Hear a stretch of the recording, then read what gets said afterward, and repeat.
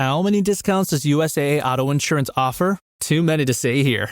Multi-vehicle discount, safe driver discount, new vehicle discount, storage discount, legacy. How many discounts will you stack up? Visit USAA.com/auto discounts. Restrictions apply. Hey, it's Paris. You know I love sparkly things, right? Like stars. Duh. And thanks to Hilton and Auto Camp, I just slept under them. Picture me, serving looks by the fire outside my luxurious Airstream, making s'mores with the kids, while a national park is our backdrop. The great outdoors meets Hilton hospitality. That's hot. Explore all the new ways to stay at Hilton.com. Hilton for the stay.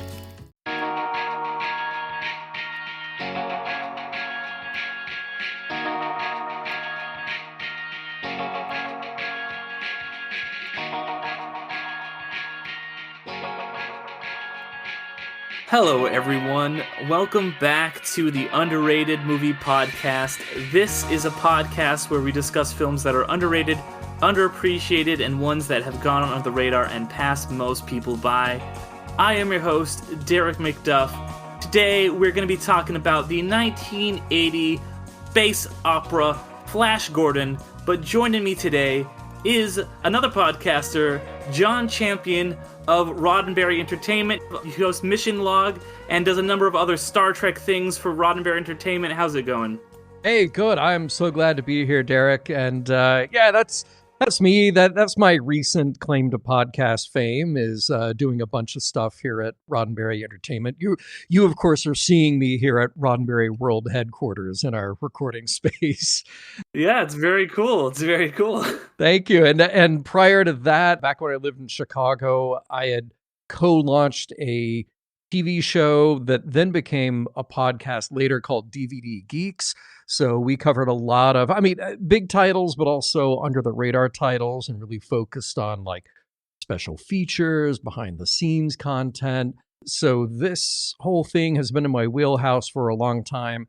And the movie that we're talking about today, you better believe we covered on DVD Geeks and that I covered later on other shows. So this is a thrill for me.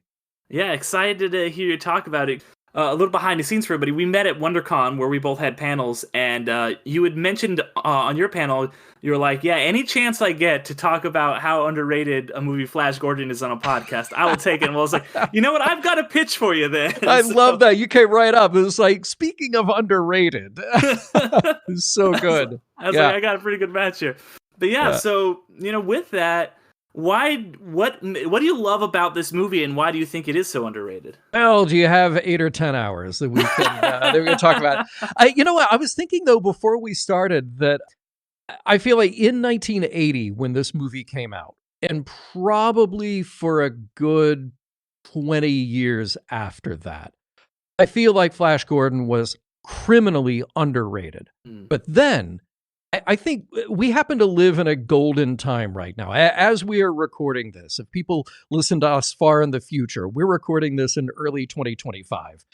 And I think now Flash Gordon is rated just about right. I could make the argument that it is still underrated. Maybe I want all of my friends to appreciate it as much as I do. But I think for the people who see it now, I think they get it now in a way that audiences in 1980 didn't. So I think we're right on the verge here. We're right on the verge, given that, you've got a beautiful 4K transfer of the movie. You've had multiple home video releases. Even if people haven't seen Flash Gordon, if you say Flash like they know the Queen song. Right. And there are little pieces of it that still pop up in the pop culture. So I think just through staying power alone, it has sort of ingratiated itself in a way that it hadn't back then. Because back then, let's face it, its competition was Star Wars and The Empire Strikes Back and Star Trek the Motion Picture and The Wrath of Khan, all of those movies within a 5-year period, right around Flash Gordon. And of course, Close Encounters and some of these other really huge, more serious science fiction movies. Flash Gordon, Yeah, it came out in 1980.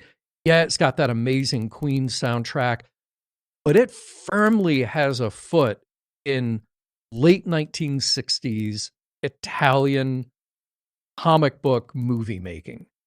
Yeah, well, with Dino, Yeah, yeah. And there's like a straight line between Barbarella and Danger Diabolik and Flash Gordon. You can even go back a little further, before Barbarella to Planet of the Vampires and look at Mario Bava's stuff. And just this sense of color and space and mood, it didn't have to be hyper realistic.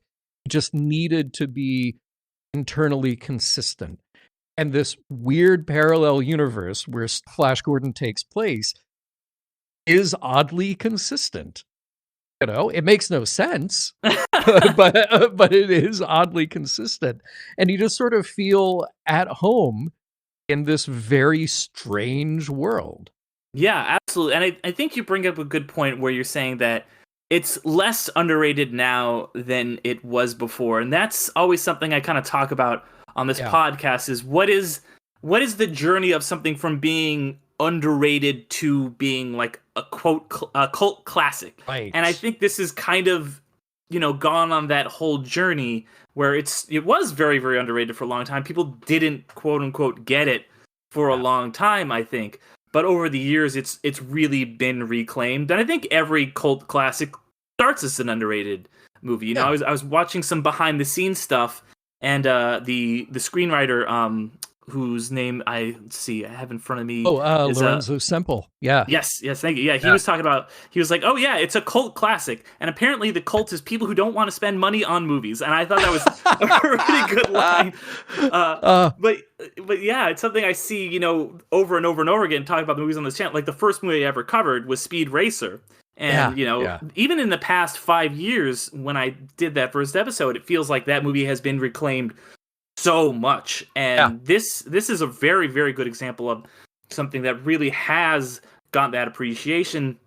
And it's something that has seeped into the popular culture. Like you were saying, you have the Queen soundtrack, which I actually had not watched this movie, start to finish until talked to you about doing it for this podcast. Yeah. So I was, but I knew about it, right? And I think the main way was that incredible Queen soundtrack, which is so good. Like the Queen soundtrack almost became bigger than the movie, I feel like, for a little while, at least in certain circles. And then stuff like the Ted movies, I think, helped elevate it to that kind of like, people unironically love, and Sam Jones getting to be in that movie in such a great, cameo. I really think that tracking the journey of this movie it's almost like a template for how does a movie go from being underseen, underappreciated, and it didn't do terribly at the box office, but it kind of got clowned on a lot, like you were saying. Yeah. And nowadays it's like people love this thing. Yeah. It is an interesting journey, as you point out. I think it doesn't hurt to have Queen as your soundtrack, and first of all, and I love that they went the whole 9 yards with that, because it's not just, hey, we hired this band to do a song that we're going to throw into the credits. No. They did the interstitial music. They did the score, of the movie as well, which really sets it apart. And even if you have a movie that isn't perfect in many ways, and I love Flash for all of its imperfections, in no way does that rub off on a band like Queen. So they can come along, they can come along and they can do an album that is maybe not as successful as their biggest albums, but they're still Queen. They're going to be fun, right? Yeah, So that album, and in particular a couple of songs from that, can still be a part of their repertoire. And like you said, somebody like you might have heard that whole soundtrack way before you ever saw the movie, and know the style, the music, certainly some of the imagery from the movie well before you sit down and watch it. I think time certainly helps, because as we get older as an audience and you get to look, reflectively at things, look at Seth MacFarlane. You just mentioned Ted, and of course he puts in Flash because as a kid, you watched that movie and loved it. And probably like me, was very disappointed that everybody around him didn't love it equally like he did. So of course he'll work it into to his later work and celebrate that. So that helps too. And I think there's also, with Flash Gordon specifically, there's something really nice now and every now and then when I've rewatched it, where you go, you know what? Not every movie has to be a dark, gritty reboot. Not every movie has to be a calculated creation of a franchise. And granted, they were prepared to do a second movie, but there's something that feels less cynical about the way they did Flash, even though it had all the ups and downs of so many other movies and plagued by many production problems. But it's nice to see something that just works on its own and is fun from start to finish.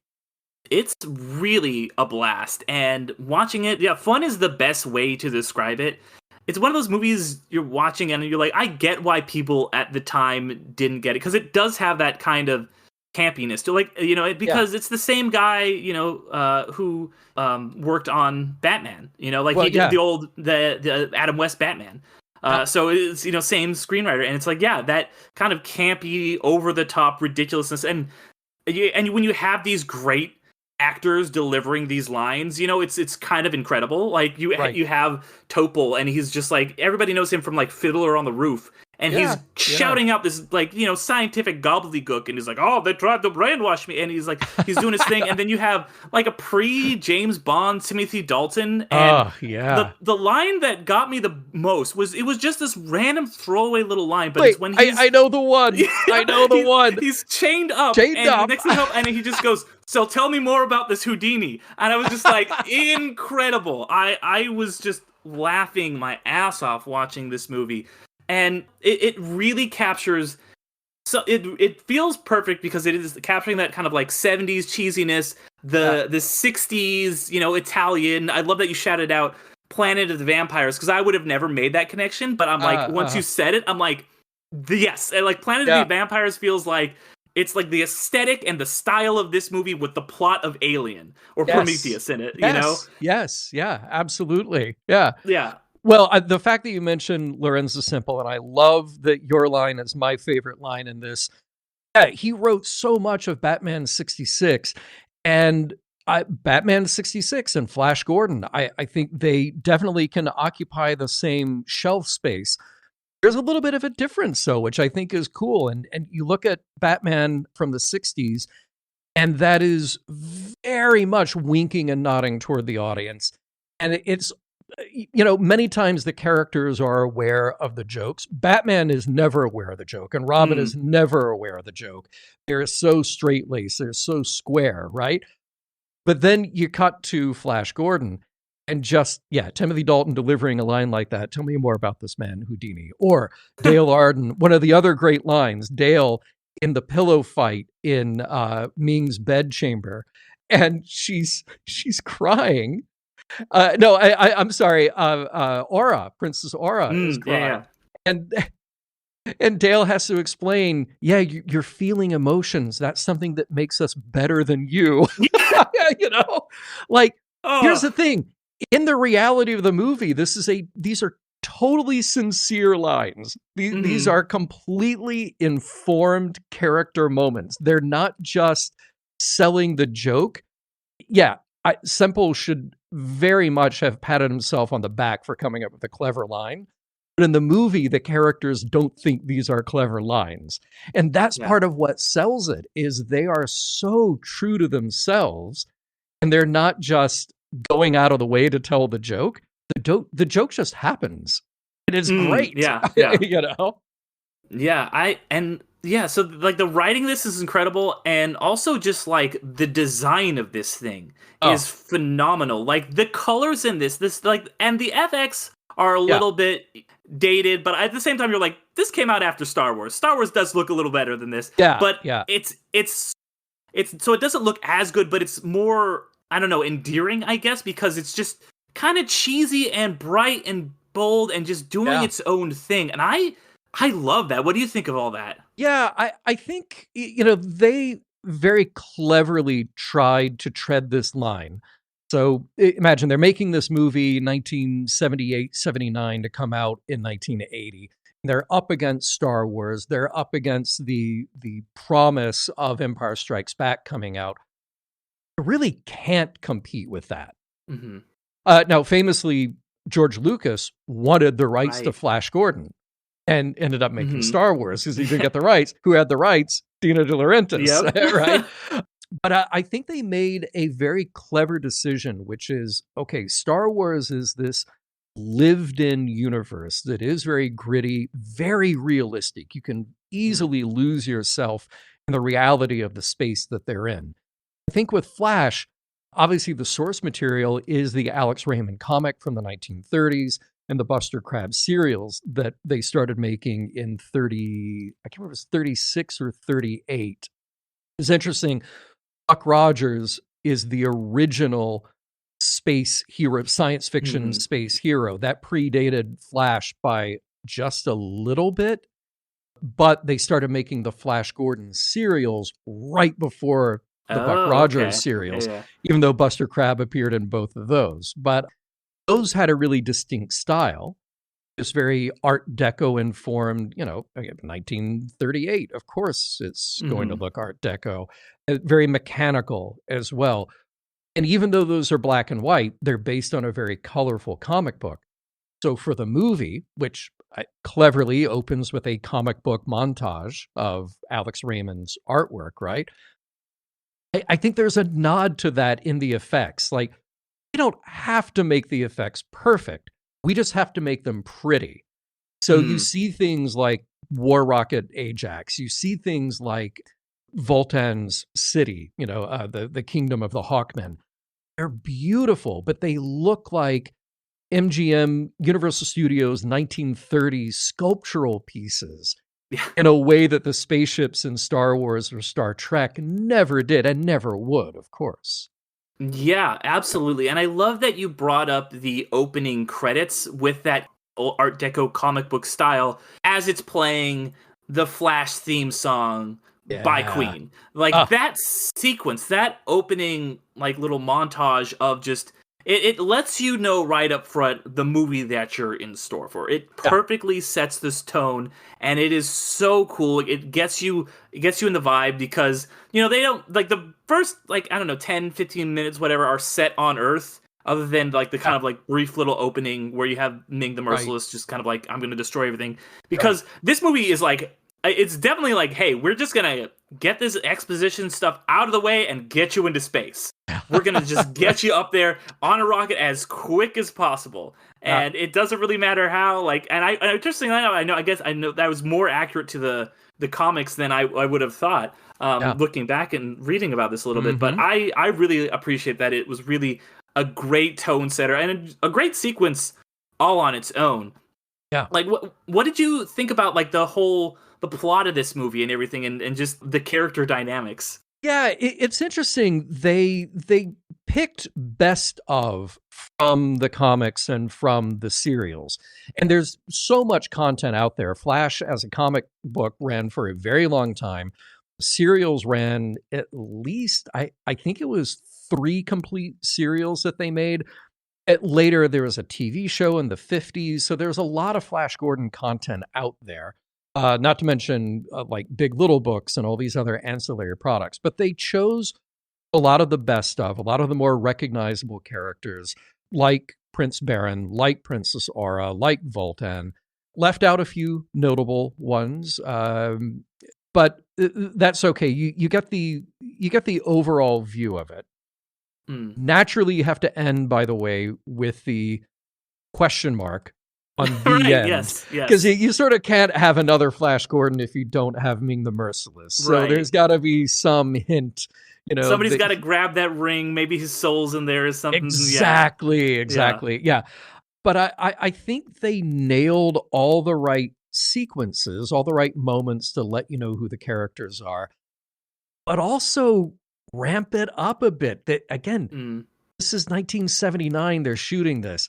This is the disco era. This is post Star Wars. Think about how sexy they made this movie too. Yes. I mean, and it's not just the women, which, by the way, I mean, Ornella Muti, one of the most beautiful women ever on screen. And you have this kind of, Veronica Betty dynamic by having Princess Aura versus Dale Arden, which is great. Or Ginger Marianne, however you want to phrase it, Yeah. But even with the men in here, I mean, think about this scene where they're going to execute Flash. What they strip him down, and you got Sam J. Jones, just like perfectly buff, hairless, oiled up just for his execution. He's going to get executed, but it's a sexy execution, And even the scene where they're brought into Ming's court right at the beginning.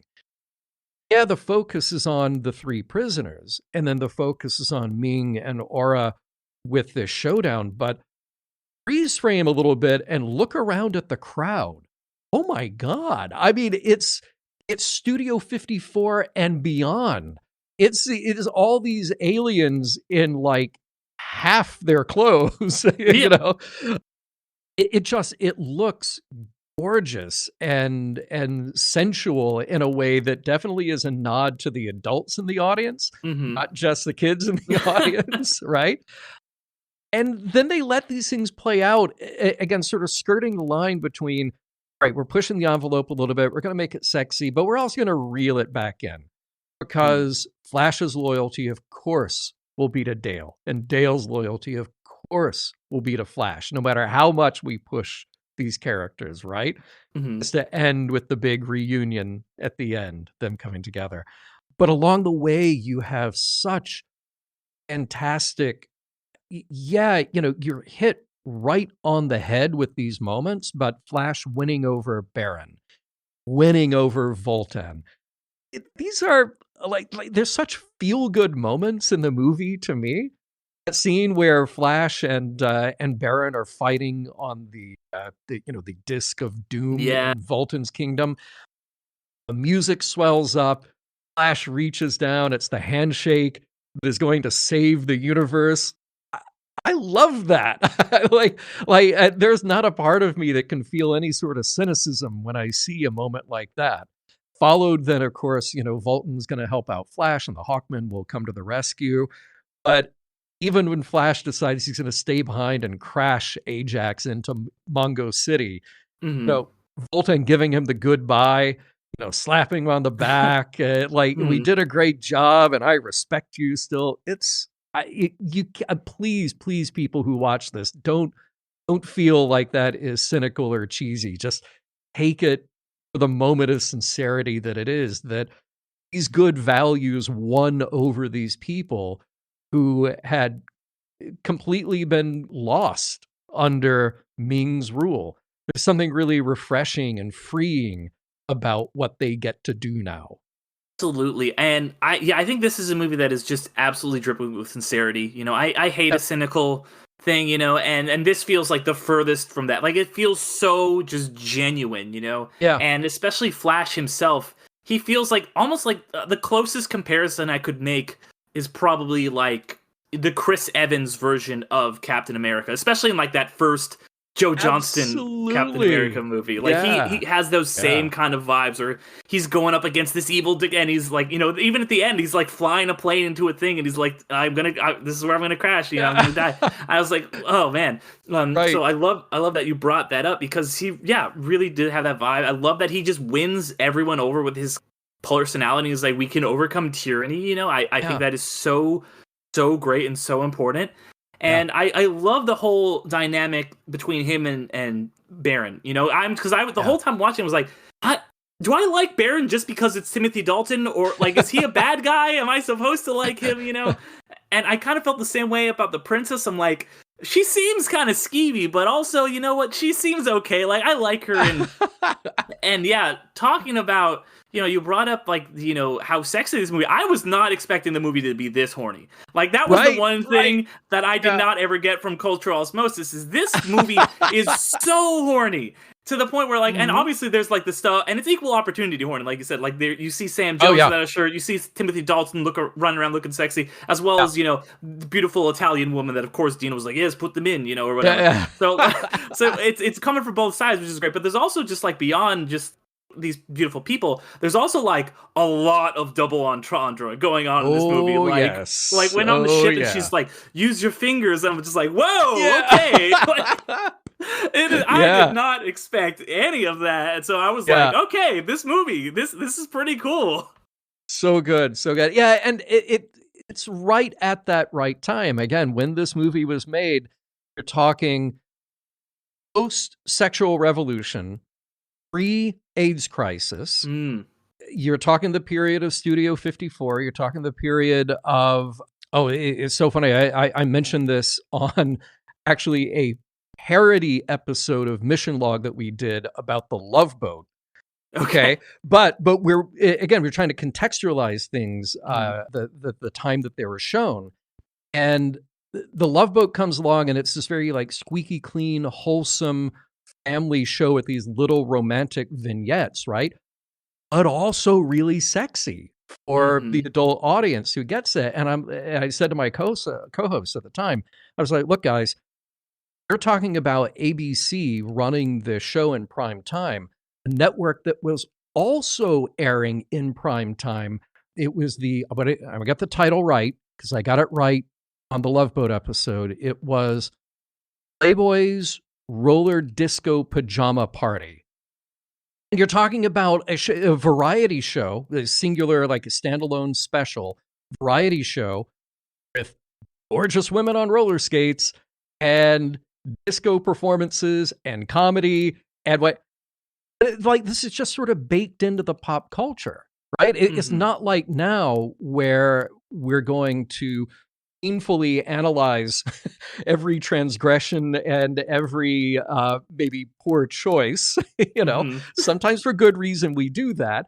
But this is a different time where, again, the pop culture is just sort of absorbed like this level of permissiveness, little skin being shown, some double entendre, that's fine. And Flash Gordon, again, firmly fits right in the middle of that. In fact, in that scene where you're in the hall where Flash and Dale and Zarkov are being sized up by Ming, most of those people in that audience, they are models. They were hired because they were sexy. They were great to look at. So that's what you get. Now, I do want to come back to Sam Jones a little bit here. Because this is one of those things that I think definitely hurt the movie being an instant classic. I think Sam Jones is right in every way that he needs to be right for the role, but right is different from being a star.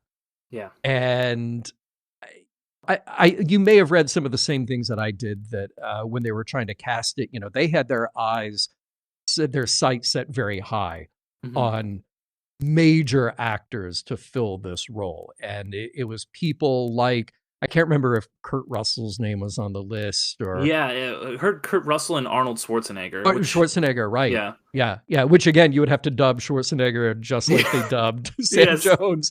But Kurt Russell, Arnold Schwarzenegger, people like that, these are people who have a lot of that ineffable, indefinable star power. Sam Jones, I enjoy his performance, but I enjoy the people around him more. And that might be partially because of the script. Flash has to be the straight man, and everybody around him has to be nuts. Because you can't just have a movie entirely populated with crazy people, but everybody around him is crazy, and he's got to hold it all together, right? Yeah, you've got to have, exactly like you said, the straight man at the center of it, which is why, for example, Ian Malcolm works so much better when he's in Jurassic Park than he does in The Lost World, right? Yes, right. So, right. Yeah, I think, Sam Jones is really perfectly cast in this because he's kind of got that G-shucks, like, like, well, I'm just going to go here and say, and then apparently I heard that shot where he kind of like, they're like, the Earth is saved, and like they didn't know what to do there, and he's like, what if I just like jump, and like that was his idea. So yes, it totally encapsulates. This is a very good match of character and actor, it seems like, to the point where like, you can even tell when he's in TED and he's just getting to do this. Like, you can tell he's so happy that he's getting to, like, kind of do this thing again. And apparently he did want to make more movies, but I guess he had a big falling out with Dino De Laurentiis, which, you know, not uncommon in Hollywood, you know? Well, and not uncommon for Dino De Laurentiis. Yeah, exactly. Yeah. You know, interestingly enough, I know that Dino, like, obviously we talked about how he missed out on making, you know, George Lucas making this, you know, how much would it have been like Star Wars? We don't know, but he made Star Wars because he couldn't make this. And it felt like with this one and then with Dune a couple years later, he was kind of chasing that, like, oh, I guess I missed making Star Wars. Yeah. I'm going to now make my own Star Wars. Yeah. Yeah, totally. And that is the part of it that is the cynical, calculated producer saying, like, okay, what's hot? Science fiction. Well, we got to get our own science fiction out there. And it's really not, it's not putting the story first. However, I think you come back to Flash and you come back to Dune and you go, okay, well they're not just scraping the bottom of the barrel here. They're actually picking interesting stories, interesting characters. I think, you know, there is a parallel timeline here, an alternate universe where they could have gone with Buck Rogers. But 1979, Glenn Larson is doing his Buck Rogers on TV because the network execs wanted science fiction, and they wanted a cheaper science fiction than Battlestar Galactica. So Glenn Larson says, okay, we'll do Buck Rogers, and we can do it for 2/3 the cost of Galactica or whatever. But, you know, these are the known IPs because in the 70s, well, these people in positions of power who were in their 50s at that point, they're the ones who grew up with Flash Gordon and Buck Rogers. And these are the things that informed their childhood fantasies. And, you know, so of course that's what they want to put on screen. I blame George Lucas for trying, but I'm glad that things worked out the way they did.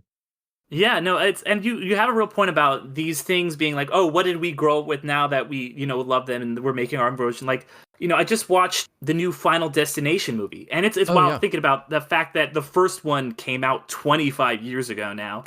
Wow. Right?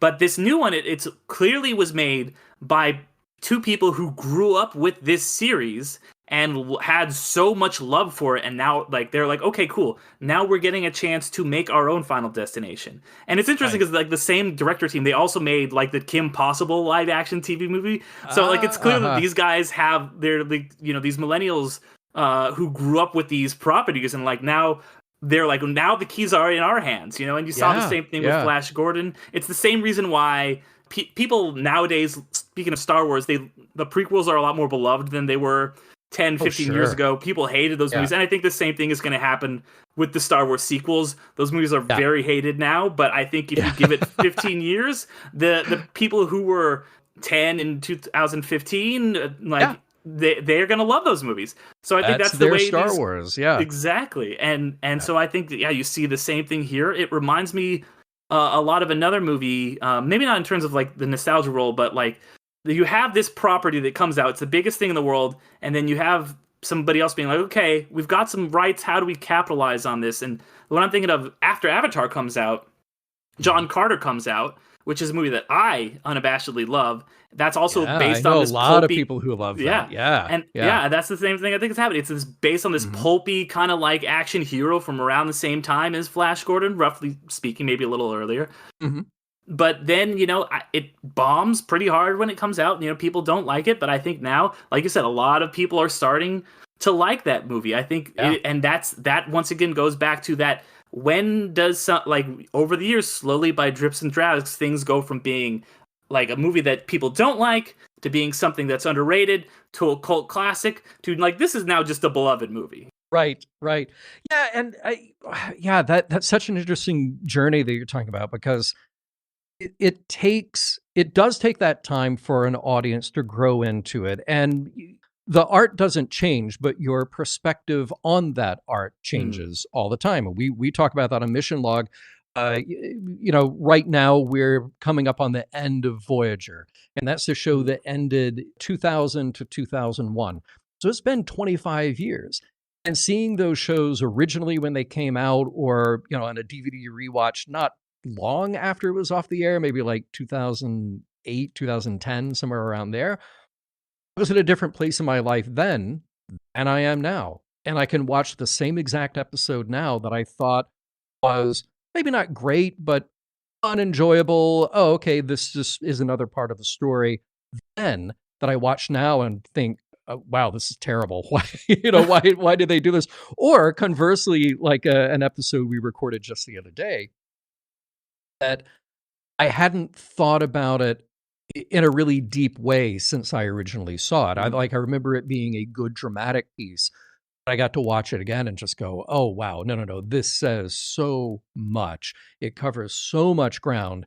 That's because of me. That's me being different now than I was when that episode first came out. And I'm sure that to the people who wrote it, watched it as adults then or at different places in their lives, it affected them in different ways as well. So when you go to TV shows or whatever property, movie that came out at a time that hit you at exactly the right age, then you become the person who gets to champion or maybe even make the thing that you loved growing up. That's great. But the real challenge there is, okay, first of all, how much are you playing into the nostalgia for the piece, which is a key element for sure, versus telling a story that is relevant, that hits people emotionally, that can remix or retell the story in a way that actually has meaning.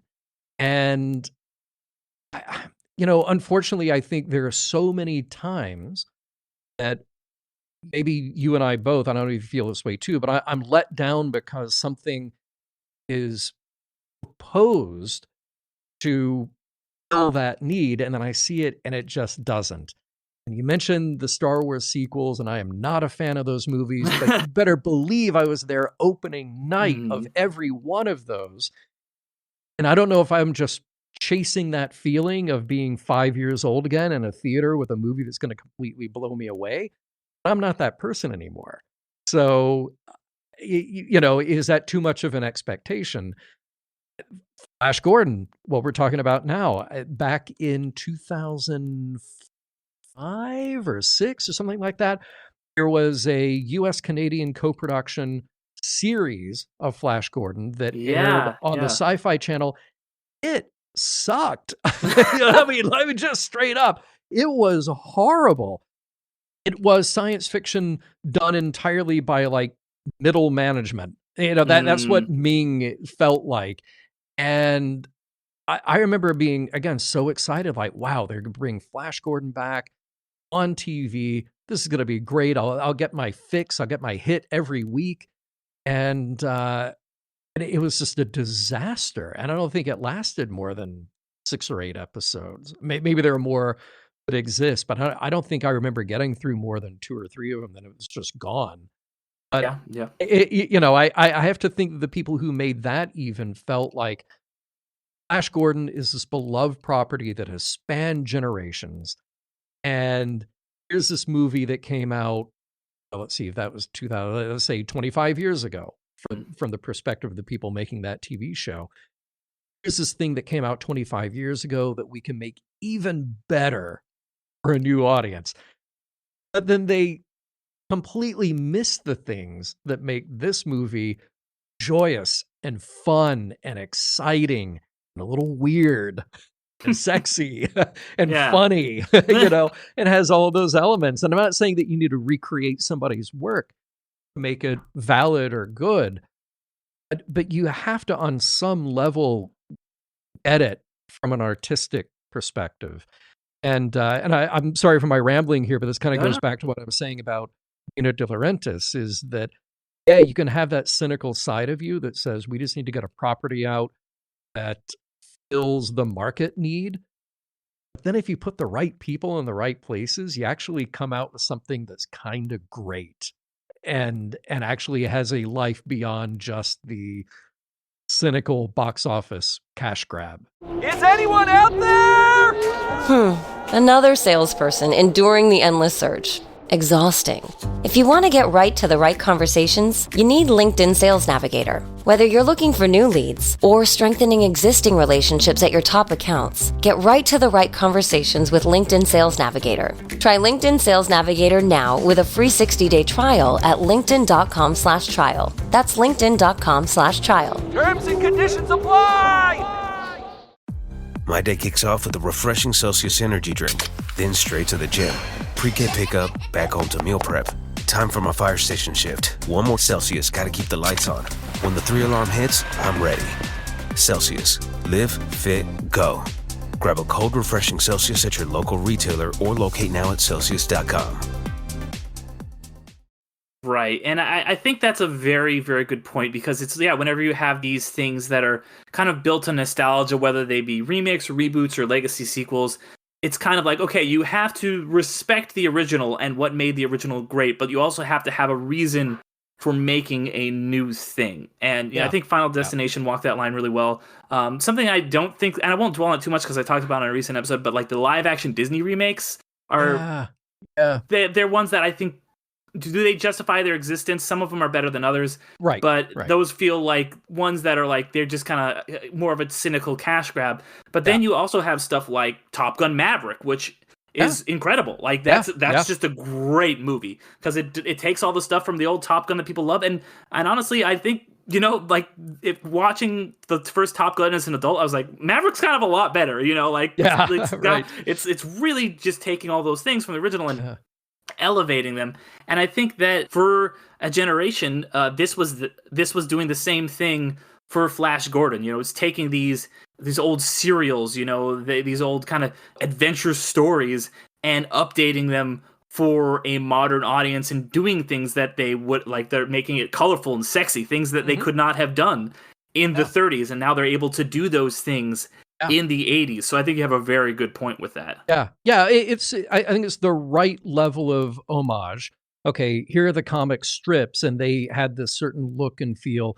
And here's what's fun about the Buster Crabs serials. So we can ape a little bit of that style and use some of the design elements and certainly the costumes, But we can take all of that, honor it, and still have a super fun script out of that by bringing in somebody like Lorenzo Semple and just say, okay, now you're going to put your spin on it, and bring in a band like Queen to reinvent the expectation for a soundtrack because they could have gone the obvious route and say, oh, get me a John Williams type. But no. We actually want to give this its own flair. So at the opposite of that, get Freddie Mercury, Brian May, Roger Taylor, and John Deacon to just come in here and give them the artistic license to do whatever they want to do. Yeah, and I love that you brought up the soundtrack again because in a recent episode I was just talking about the movie Lady Hawk, which is another movie that just like has this bizarre soundtrack. And I love the soundtrack. I know a lot of people don't because it's like a medieval movie, but it's got like this synthy thing going on. And I love that the 80s really were like, we're going to do some other stuff. We're going to do synth. We're going to do Giorgio Moroder is going to do Scarface. We're going to have like Queen do the soundtrack for this movie. Yeah. And I love that, as much as I love the kind of more traditional quote unquote scores, like you have John Williams and stuff like that, and then later, your Hans Zimmers and all these people, I love that it gets weird. These movies get weird and interesting. And I guess Hans Zimmer even is doing weird different things. And you have all the way up to like, the 2010s, you have Daft Punk doing the soundtrack for Tron Legacy. Now 9 Inch Nails is going to do the soundtrack for new, and how I guess, now like he's, forgetting the guy's name, but the guy who's from 9 Inch Nails, he just is a composer. Trent Reznor. How he's just a composer. And some of his stuff, like you listen to his stuff that he does for Pixar, is a little more traditional. But then if you listen to his stuff for like a Fincher film, it's like industrial and weird and stuff like that. Right. Yeah. Oh, I love that. Yeah. That's. I mean, that really, I think, shows the mark of a good producer is that when you think about a movie holistically, and it's partly a producer's decision, partly a director's decision, obviously, but to think about that package holistically, there are some directors who are great at picking the songs. Look at Tarantino. Obviously, those soundtracks to his movies are super important, super precise.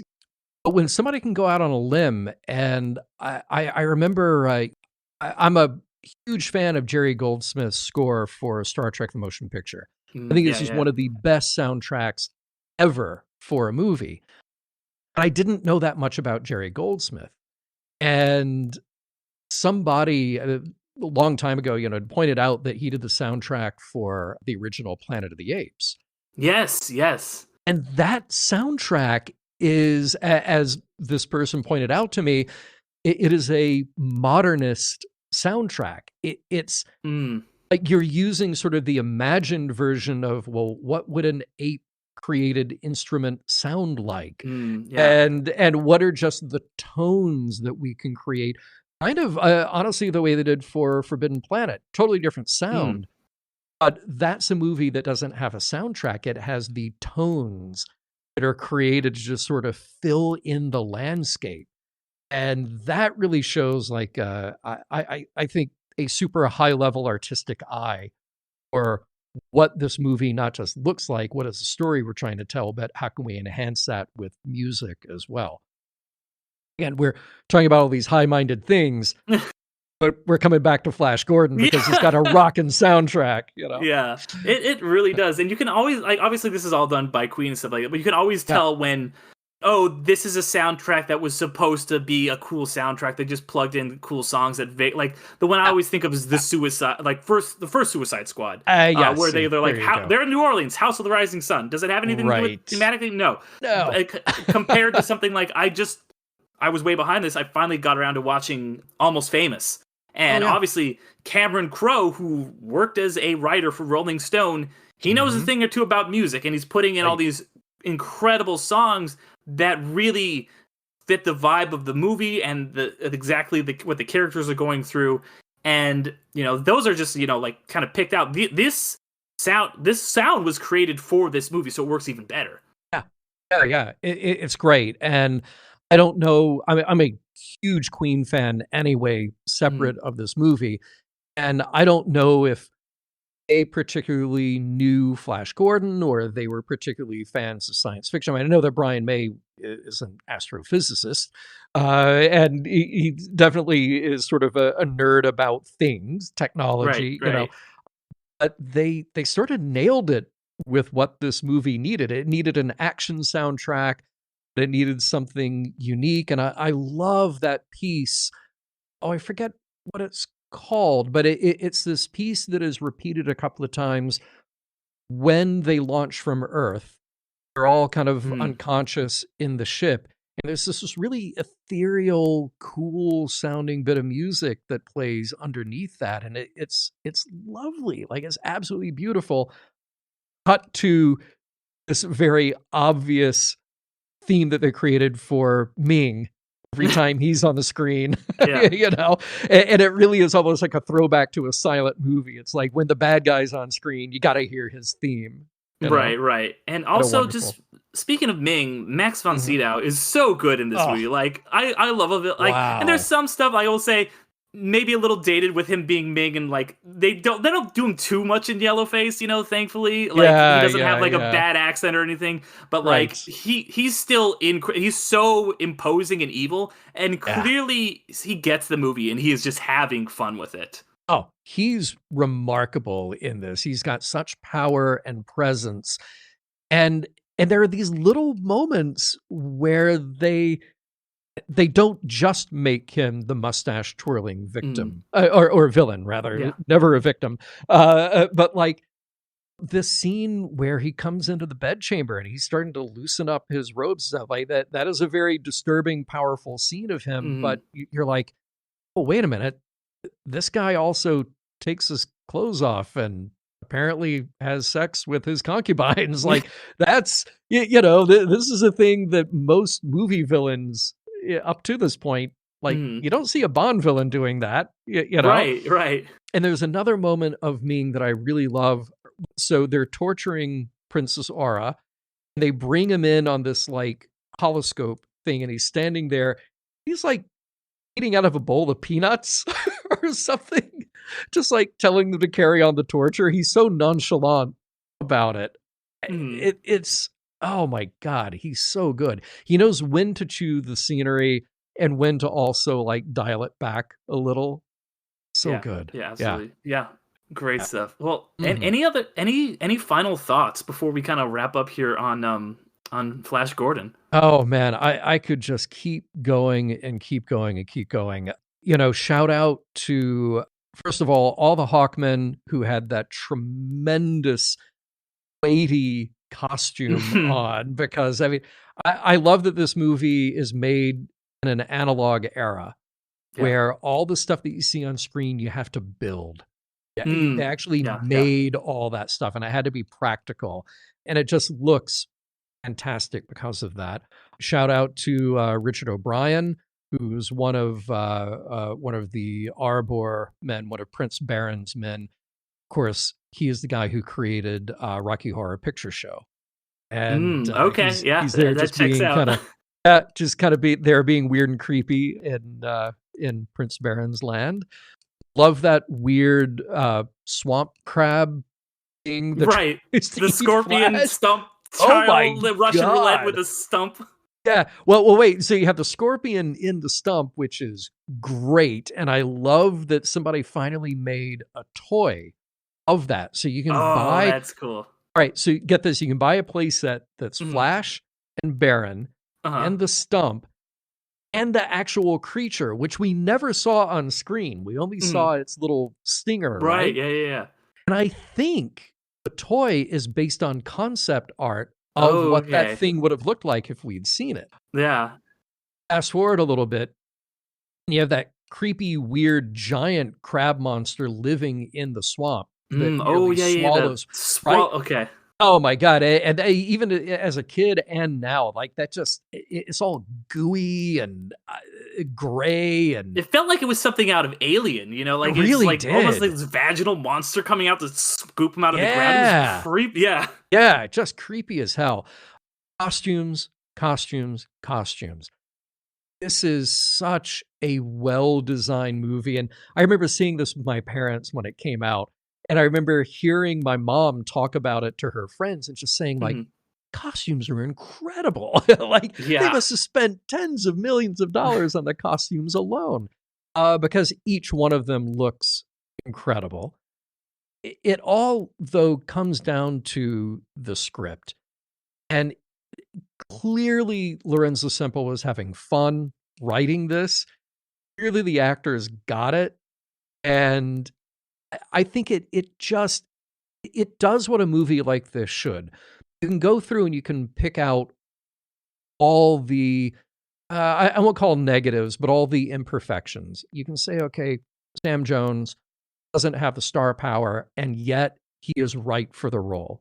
And special effects, like some of them don't hold up, and yet they're right for the era. And, you go through and say this, but this. But I think at the end of the day, you have something that is greater than the sum of the parts. That, and ultimately that's what you want a really great movie to be, is something that, I was having this conversation with Norman, my co-host, the other day. What is a perfect movie, if there is such a thing? And I think there are many ways you can define that for yourself, and maybe that definition changes from movie to movie. But part of that definition for me is a movie that doesn't demand that there be more of it, and I want more of it. So, Back to the Future, the original Back to the Future. Right. There doesn't need to be a Back to the Future 2 or 3. I got the complete story right there in the original movie, and I could watch that movie 10 times in a row and still love it. Now, I wanted more. I'm glad we got more. That was fun for me. But, we're never going to get another Flash Gordon movie with this cast, with this production company, with this kind of soundtrack. It can't happen. Those people aren't around anymore to do that. Do I want more? Of course I want more of that Flash. But I don't need it, because I have this sort of perfectly executed movie for what it is. And I wouldn't change a thing. I think that's a very, very good way to put it for what a perfect movie is, and I'm gonna remember that, because I really like that. Cool. Yeah. Well, let me know if it holds up on some of the other discussions. Oh man. Well, I guess my last question then for you before I get you out of here is because you talked about how you don't need a sequel, you don't need anything like this, but we also talked a lot about like, you know, legacy sequels, reboots, and stuff like that. So if today Dino De Laurentiis' son or whoever comes to you and says, "Hey, John, we want you to make this the new Flash Gordon," what would your blue sky version of it be? All right, so you have to have Sir Brian May, a big participant in the soundtrack, because this is not going to happen without that. Mm-hmm. I think, again, if it's me in the producer's chair, I think all of that budget is going to, I'm going to be like Spielberg and just say, you know, the way that he shoots on film, okay, this has to be shot on film. We have to use practical effects wherever possible. We're only relying on CG to, you know, maybe just do a little cosmetic cleanup, but we're not relying on CG to build, because I want this world to feel like it exists in the reality of this movie that we're making now. Who do you hire? Okay, that's the really hard part then. I think, and I hate that he's already taken with Guardians of the Galaxy, because I feel like you need a Chris Pratt type to be Flash, yet you need to tone him down because he can't be the guy making all the jokes in the movie. Yeah. You still have to have him play a little bit of a straight man, but Chris Pratt has got charisma and he's got charm. And those are things that I think this character needs if it were to be an ongoing franchise. Yeah. And outside of that, you know, I think with anything that is a sequel or an extension, or if you have to have an understanding, not a reverence, but you have to have an understanding and a passion for the original source material. And I hear a lot of fans, particularly in the Star Trek world, because that's where I operate, kind of bemoan the fact that, there are, you know, Star Trek fans need to be in charge of this because they need to make a show like this. And I'm like, well, not necessarily. You know, Nicholas Meyer came along and did not know anything about Star Trek, and yet he made Star Trek 2, Star Trek 4, and Star Trek 6. You know, but he was able to do those. And before you got any letters, he did not direct Star Trek 4, but he was there for script polishing. Right. He was able to pull those off because he went back to the source material and he got it.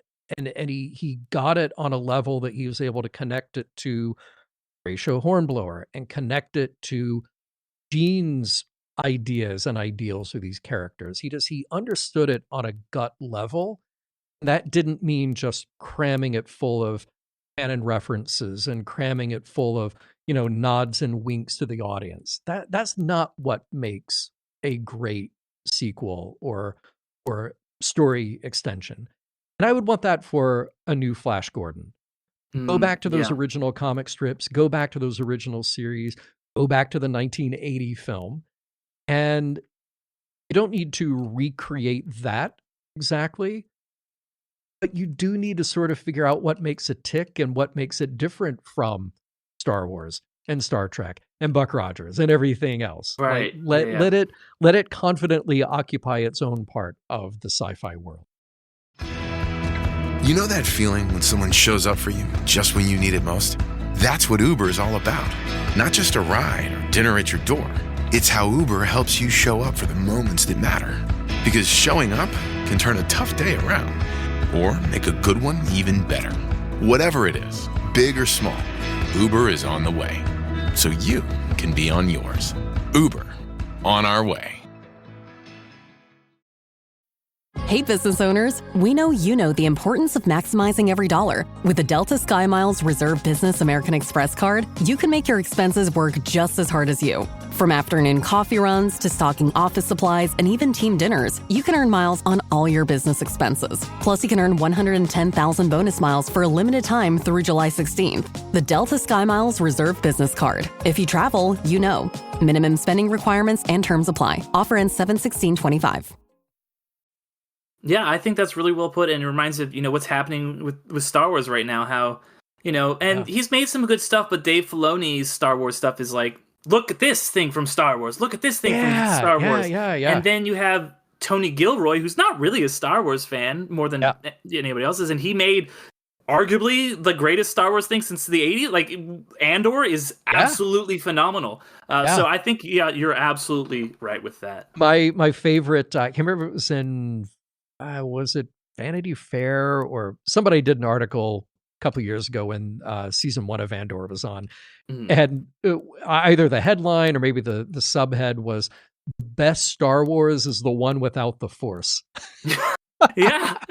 Like, there's no totally lightsabers or Force. Yeah, it's crazy. Yeah. And I have a lot of frustration with Star Trek now, because certainly some are better. Some series are better than others, but within those series, some stories and some episodes are better than others. And look, Lower Decks had come along. Mike McMahon did a brilliant job of cramming in all of those references, but it also surprised you, because every time you go through the season, come out on the other end going, oh, wait a minute, he actually told a really thoughtful story about these characters. So I love when that happens, as opposed to other Star Trek series, which I will not mention by name, but they tend to do what you're saying, which is, oh, look, here's a thing from Star Trek. Oh, look, here's another thing from Star Trek. Sorry about the story we're telling, but look at this reference that we made. So it's a tough line. I don't think of myself as a creative on that level. I would not necessarily want the job of being a person there to make all those decisions. I sure would like to take a look at a script and a storyboard. Just go like, are you sure? Maybe not. Suggestions. Yeah. Right. No, very nice, very nice. Well, this was a ton of fun, John. Thank you so much for being on. Thank you for the invitation. I did not lie when I said I would come on talk about Flash Gordon. Well, where can people find your stuff and listen to your podcasts? I think the best place to find us is just podcast.roddenberry.com. That gives you the whole lineup of all of our shows. And then each show you can click into and get all of our socials and every distribution platform for each of those shows. Our flagship show, the one that I started on the longest ago, is Mission Log. And that is an episode by episode analysis discussion of everything from the entire Star Trek canon. So we started that in 2012, and we still have a long way to go. There's a lot. There's a lot of it. Yeah. You said you're in Voyager right now, right? Yeah. So we will finish up season 7 of Voyager, and we do Enterprise. Then we'll do the J.J. Abrams reboots, and there's everything that happened since 2017. So you have Discovery, Lower Decks, Picard, Strange New Worlds, Prodigy.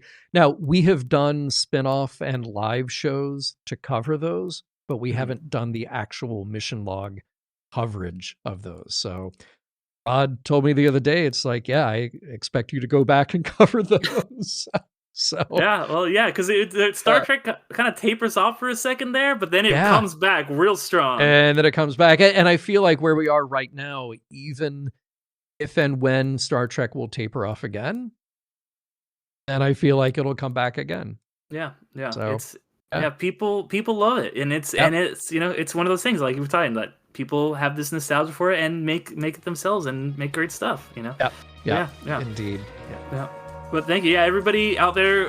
Thank you for listening. If anybody is listening to the show for the first time, obviously this has been Underrated. I've been Derek McDuff, and you can find more stuff related to the show just by going to underratedmoviepodcast.com.